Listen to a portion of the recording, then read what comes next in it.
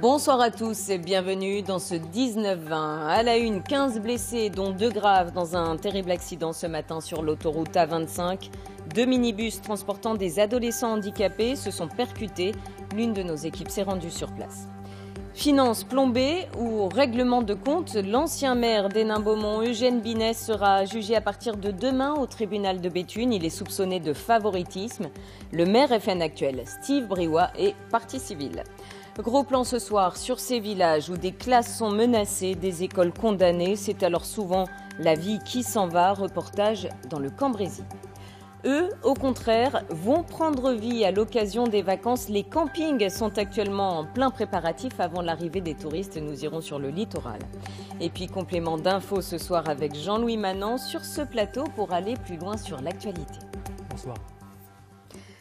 À la une donc, cet accident de la route sur l'autoroute A25 ce matin au niveau de Flêtre, près de Bailleul. 2 minibus transportant de jeunes handicapés sont impliqués. Bilan 15 blessés dont 2 graves. Maëlys Septembre, Antoine Morvan et Manon Charpentier. Des fauteuils roulants vidés de leurs occupants et plus de 50 pompiers mobilisés pour organiser les secours sur une autoroute A25 coupée pendant plusieurs heures. Lui il part tout de suite et après on a pris les derniers. C'est bon, je viens de donner la mission, colonel.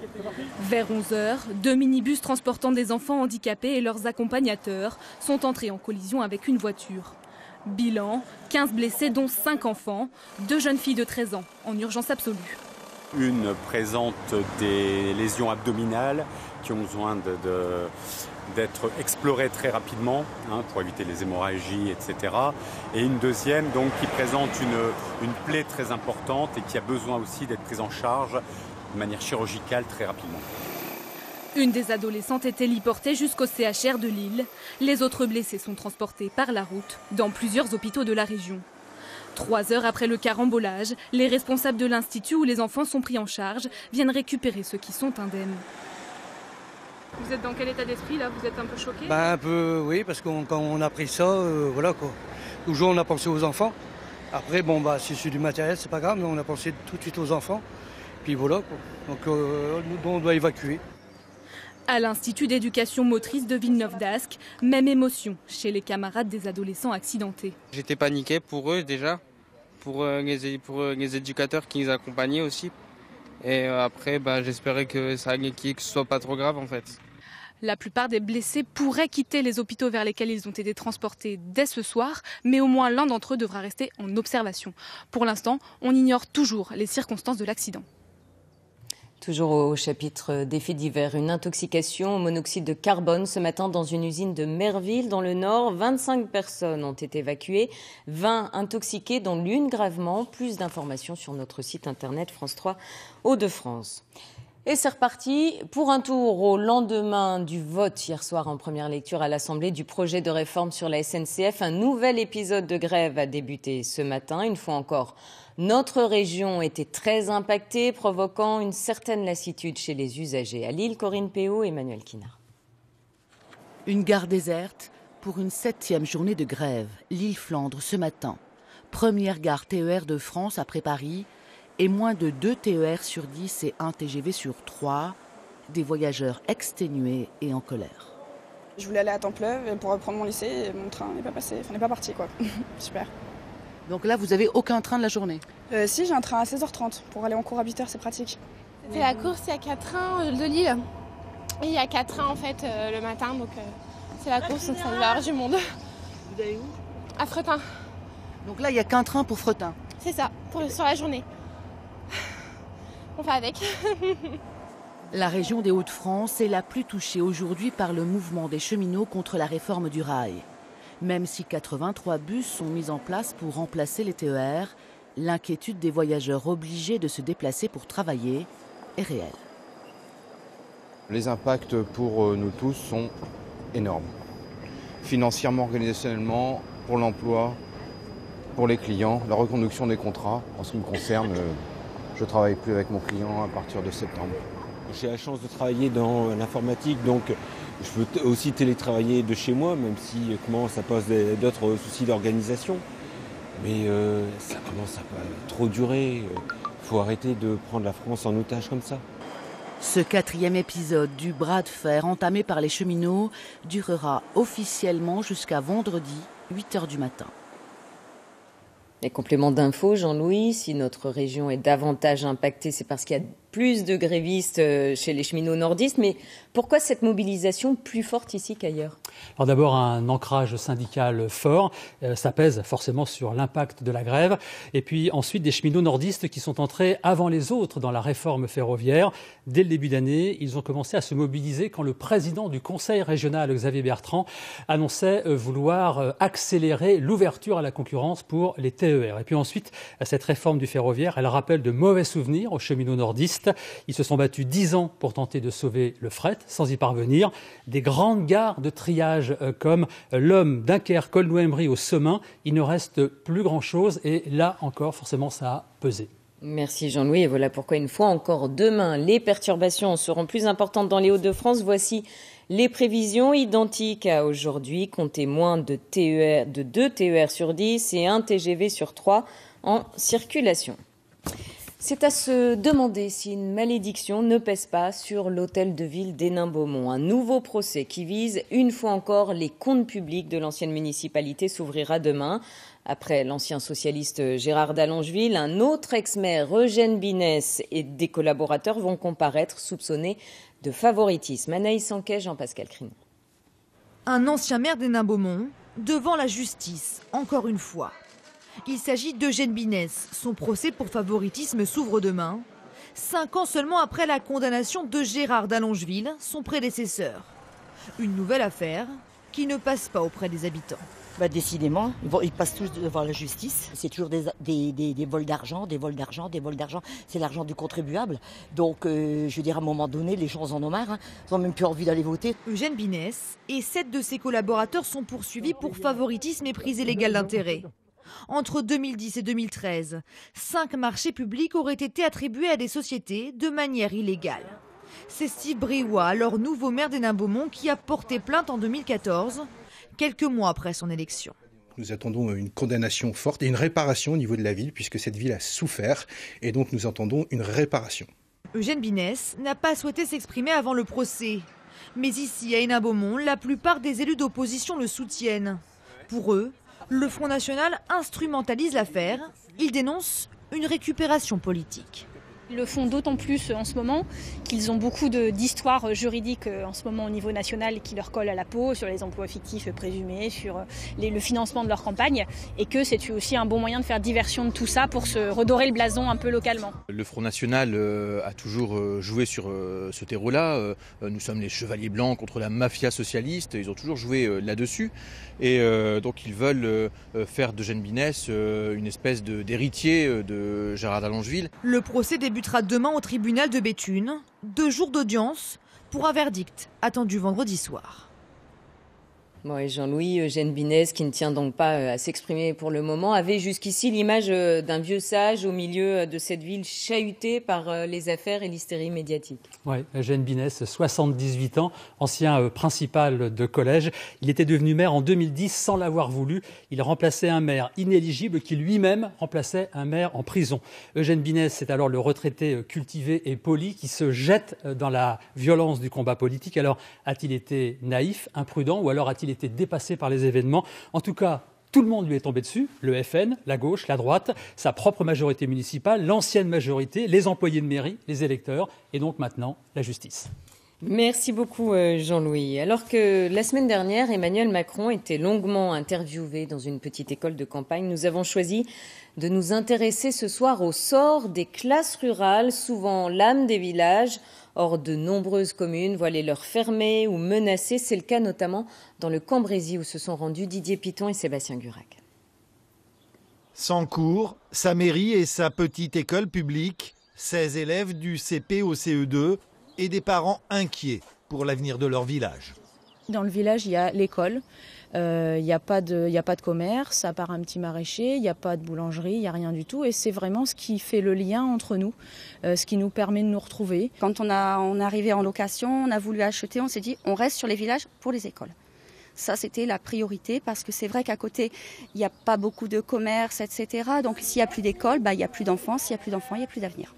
205 habitants et une démographie en perte de vitesse, la conséquence d'une désertification du secteur rural selon le maire de la commune, pour qui la fermeture de l'école signifierait à terme la mort du village. Si on arrête une école, l'habitat disparaît forcément, parce que quelqu'un qui s'installe dans la commune, forcément, il ne va pas avoir l'attrait de... Il n'y a pas d'école, bon. Donc, pour nous, ça serait préjudiciable, c'est évident. À quelques kilomètres de là, Cuvillers, une autre commune du Cambrésis. Ici, l'unique classe a fermé ses portes il y a déjà 18 ans. Un crève-cœur pour monsieur le maire, lui-même ancien élève de l'école du village. Voilà, les récréations se passaient ici, dans cette petite cour-là. Vous aviez les toilettes qui sont là, hein, et puis le préau. Ça vous manque, monsieur le maire? Comment? Ça vous manque? Oh, bah énormément, hein, pour le village. C'est normal, hein. C'est normal, hein. Un village sans école, c'est un triste village. À Sancourt, comme dans une vingtaine d'autres villages de la circonscription, des écoles sont aujourd'hui menacées. Et avec elles, c'est tout le secteur rural qui se sent en danger.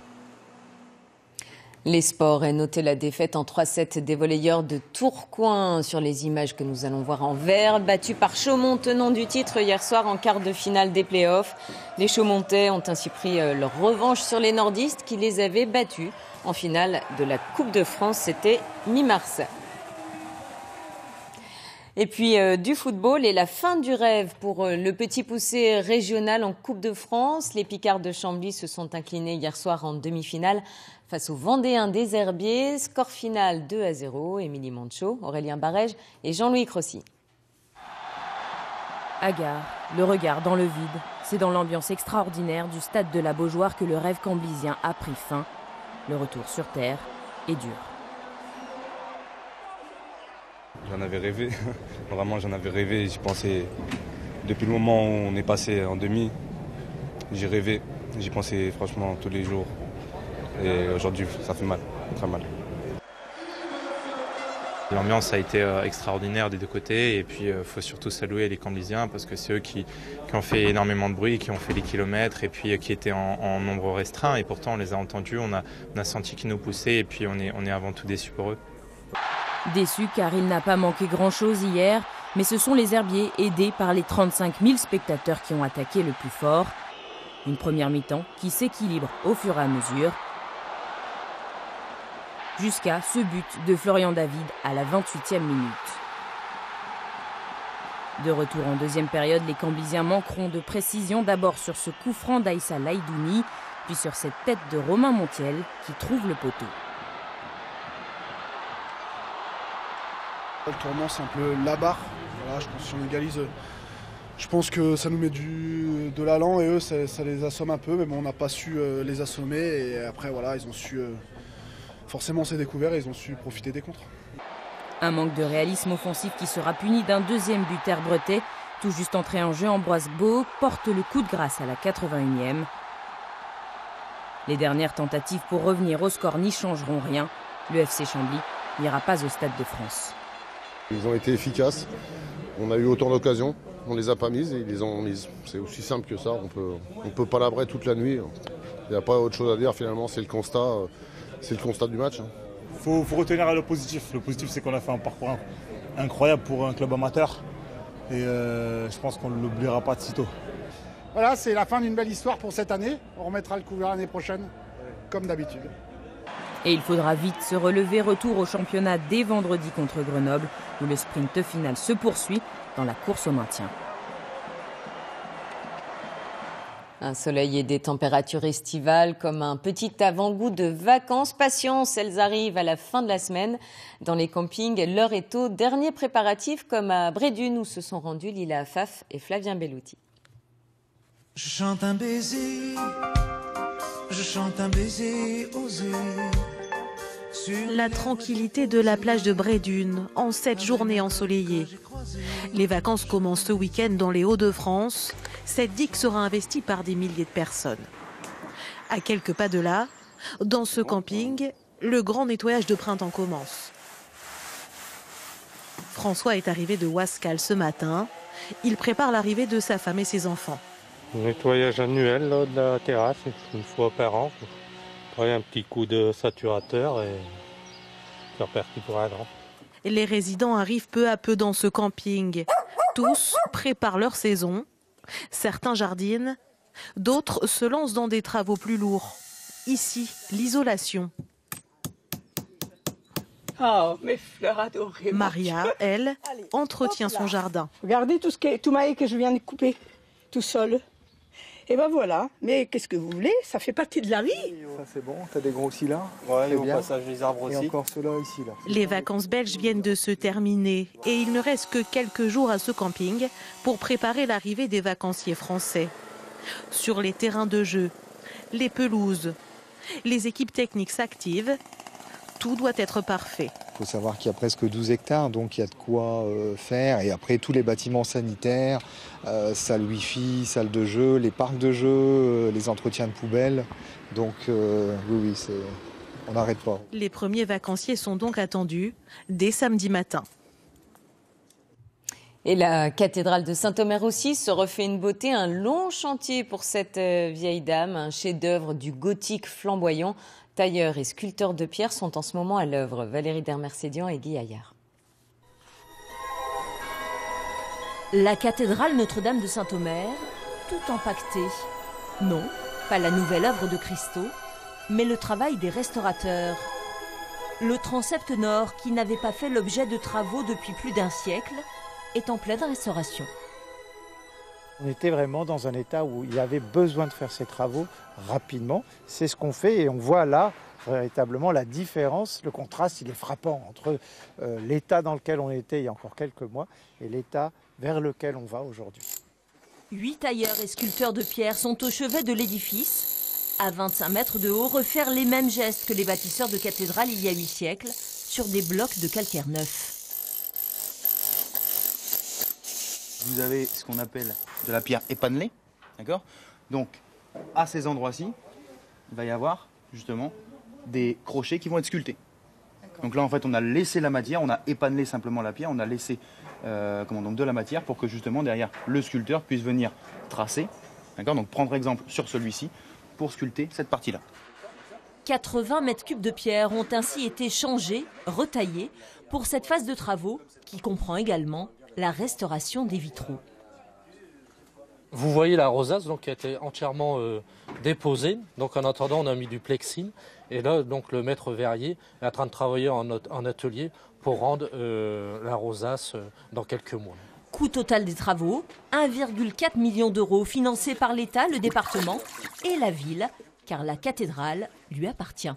Les Audomarois regardent et veillent avec beaucoup d'affection ce qui s'est passé pour la cathédrale Notre-Dame. J'allais dire, Notre-Dame protège Saint-Omer, mais Saint-Omer protège aussi Notre-Dame. Un bijou d'histoire dans la vie audomaroise. Les travaux du transept nord s'achèveront au mois d'octobre, mais de nouvelles tranches de restauration sont à prévoir avant que Notre-Dame ne rayonne à nouveau dans ses habits neufs. Après Modigliani, place à Giacometti au LAM. Le musée d'art moderne de Villeneuve-d'Ascq va consacrer l'année prochaine une rétrospective exceptionnelle à l'immense artiste avec plus de 150 œuvres. Et pour vous mettre l'eau à la bouche, l'une de ses premières œuvres a été présentée ce matin. Tête de femme, un bronze qui date de 1927. Et je vous propose d'écouter le directeur Sébastien Delot. Un teaser, c'est à la fois annonciateur, révélateur, mais ce n'est pas non plus ce à quoi on peut s'attendre. Donc c'était de proposer justement une œuvre moins connue de Giacometti, parce que à la fois cette œuvre, elle est emblématique de sa période de jeunesse, mais elle est aussi annonciatrice du retour à la figure. Mais dès cette œuvre-là, on voit bien que Giacometti n'est pas un sculpteur comme les autres. En griffant, en martelant, en aplatissant la figure, dans une certaine mesure, Giacometti est déjà un ovni. Et ça, c'est ça qui est intéressant, c'est que l'œuvre de Giacometti, une fois qu'on a vu un Giacometti une fois dans sa vie, c'est comme une signature, on la reconnaît. Et il faudra encore un petit peu de patience. Rendez-vous à partir de mars 2019 au LAM de Villeneuve-d'Ascq. On retrouve à présent nos reporters de la matinale, Emmanuel Pal et Jean-Marie Barfetti, direction la Thiérache, à l'école de trot de l'hippodrome de la Capelle, où l'on apprend à trotter à poney. Et sachez que l'hippodrome de La Capelle accueille l'école de trot de La Capelle, qui est la première école de trot attelée française. Je suis en compagnie de Jérôme Gradel. Bonjour. Bonjour Emmanuel. Pourquoi cette école et pourquoi c'est la première en France? Comment ça se fait? Parce que jusqu'à présent, c'était les enfants d'entraîneurs qui couraient après que leurs parents aient couru.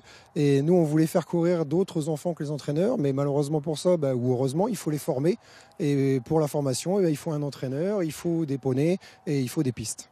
Alors, on est en compagnie d'Emeline. Bonjour. Bonjour. Alors, tu fais cette école depuis combien de temps? Ça fait 1 an que je fais du trot à poney. Est-ce que tu participes au championnat de France? Oui, j'ai fait les championnats de France en décembre dernier. Comment ça s'est passé? C'était super, trotter sur la piste de Vincennes, c'est super comme les pros, quoi. Tu as eu un titre, une médaille? Non, parce que malheureusement, j'ai été disqualifiée parce que mon poney s'est mis au galop. Mais c'est pas grave, c'était super quand même. Tu recommences cette année? Oui, bien sûr. Très bien, Jérôme. Il y a combien de licenciés? Pardon. Il y a une centaine de licenciés dans notre école de trot. Très bien. Et qui font du trot attelé? Alors, dans les trotteurs, on a à peu près 8 enfants. D'accord.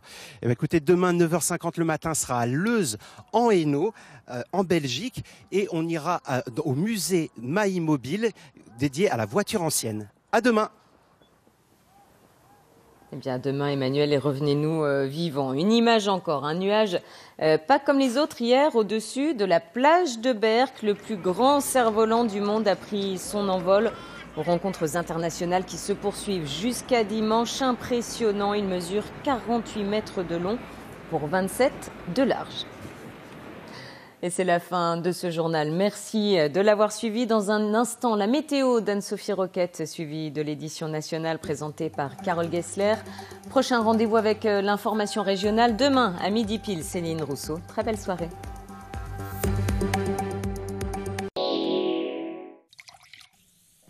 Avec la Salvetat, l'esprit du Sud va faire pétiller le printemps. La nature va bourgeonner. Lavande d'ici, olivier par là et tournesol de ci de là. Découvrez la météo avec la Salvetat. Regardez votre météo régionale avec Gaz de Bordeaux. Venu de Bordeaux, mais tellement proche de vous qu'on pourrait l'appeler Gaz de chez vous. Gaz de Bordeaux, l'autre spécialité de Bordeaux, partout en France. Bonsoir ou rebonsoir, ça n'est pas parce que l'anticyclone commence à se décaler que nous n'allons plus avoir de beau temps. En effet, nous avons une autre bulle de haute pression qui va venir nous protéger. Alors concrètement, demain jeudi, c'est encore une très belle journée qui nous attend. Le soleil brille dès le lever du jour, il brille demain après-midi. Tout au plus une petite brise qui va se lever en bord de mer et qui pourrait, du Dunkerquois au Boulonnais, favoriser la formation de quelques cumulus. Les températures continuent leur hausse, les minimales déjà d'une part demain matin évoluant entre 7 et 11 sous abri dans l'intérieur, 11 à 15 en bord de mer. Les maximales, 21-22 sur la côte et dans les terres, nous aurons 24 à 27 sous abri. Vendredi, toujours du soleil bien présent au rendez-vous pour toute la journée. Des minimales qui vont s'échelonner de 10 à 13, des maximales de 17 à 21 sur le côtier, 22 à 26 dans l'intérieur. Nous restons toujours bien au-dessus des normales saisonnières. Samedi, l'anticyclone continue à nous protéger. En début de journée, une atmosphère brumeuse, certainement sur la façade de littoral ouest. Et après, grand soleil, encore une fois, sur notre région. Et puis dimanche, petit changement de temps. Dans l'après-midi, par évolution diurne, des cumulus vont se former. Et il pourrait vraiment, en toute fin d'après-midi, lâcher de rares ondées. Ce sera à suivre, bien sûr, mais le tout dans une extrême douceur. Belle soirée et à demain.